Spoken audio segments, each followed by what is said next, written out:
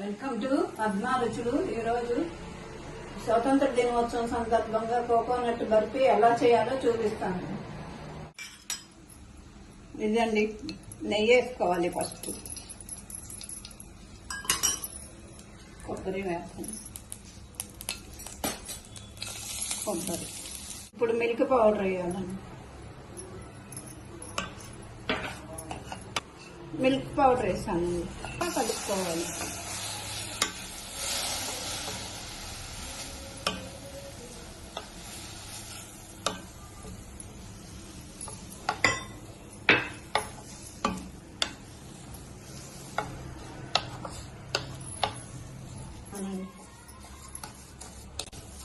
కొబ్బరి, పాలు, పాలు పొడి, మిల్క్ పౌడర్ ఇవన్నీ వేసానండి.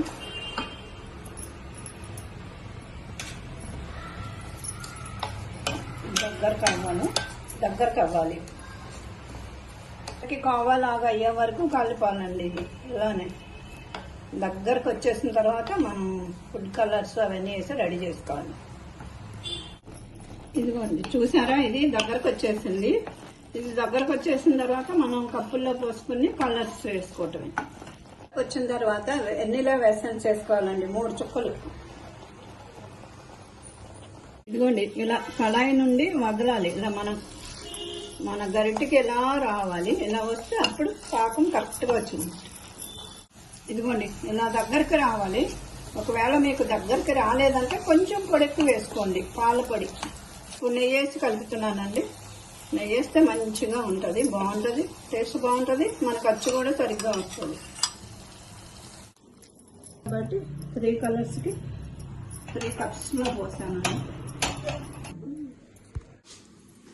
గిన్నెలకి నెయ్యి రాసానండి. నెయ్యి రాసుకుని అది పోసుకోవాలి. ఓకే, ఇది గ్రీన్ కలర్ అండి. ఇలా కలిపేసుకోవాలి. గిన్నెకి నెయ్యి రాస్తున్నాను. ఇది అచ్చు పోసుకోవాలండి, కలర్లుగా లేదుగా అండి. ఫ్లాగ్ సెటప్ అయ్యింది. ఫ్రిడ్జ్లో పెట్టినాక తర్వాత మళ్ళీ చూపిస్తాను మీకు.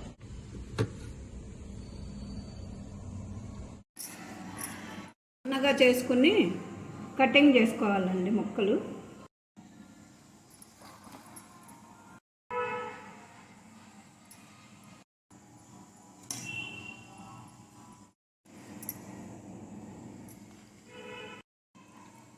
జీడిపప్పుతో గార్నిష్ చేశానండి. ఇది ఎలా తయారు చేశానండి. ఇండియా ఫ్లాగ్ స్వీట్ లాగా, స్వీట్ కింద బాగా ఈరోజు మంచిగా ఎప్పుడో ఒకసారి ఇలా మంచిగా చేసుకుని మనకి ఇవాళ స్వాతంత్ర దినోత్సవం సందర్భంగా ఈ స్వీట్ తయారు చేసుకుని తినాలండి. బాగుంటుంది. షేర్ చేయండి, సబ్స్క్రైబ్ చేయండి. Independence day.